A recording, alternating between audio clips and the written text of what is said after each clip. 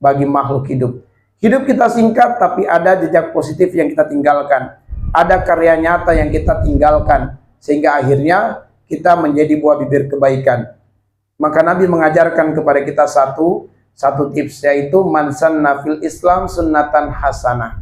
Siapa yang melakukan suatu kebaikan di dunia ini dan dia menjadi pemulanya, dia menjadi provokatornya, ya, provokator kebaikan, lalu kematiannya membuat orang-orang yang hidup mengikuti, mengulang apa yang sudah dilakukan oleh yang meninggal itu, maka orang yang meninggal ini mendapatkan pahala kebaikan karena dia memulai kebaikan, lalu orang-orang yang mengikutinya akan mendapatkan kebaikan, dan kebaikan itu akan mengalir lagi kepadanya yang telah memberikan contoh pertama kali.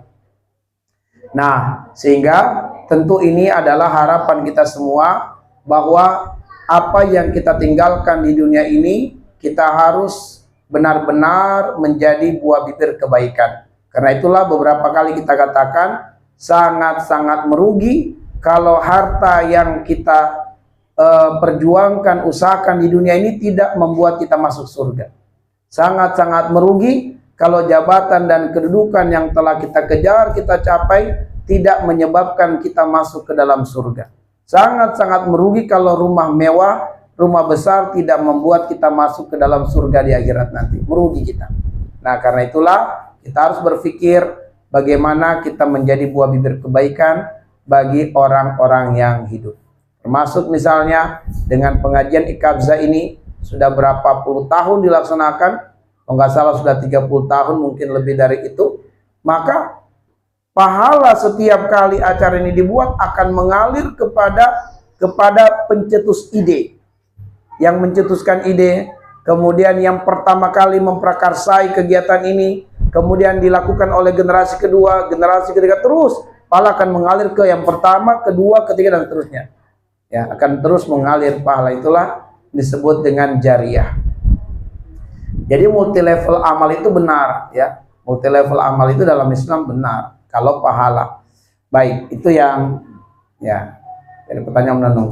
Kemudian berikutnya adalah bahwa terkait dengan orang tua, memang Allah mewasiatkan kepada setiap anak berbakti kepada orang tua. Allah mengatakan wa wassaynal insana biwalidayhi ihsana. Allah mewasiatkan kepada setiap anak untuk berbakti kepada orang tuanya. Para ulama tafsir mengatakan untuk berbakti kepada orang tua bukan dalam bentuk perintah secara langsung, tapi dalam bentuk wasiat Allah. Beda kalau sholat, akimis sholat, tegakkan sholat.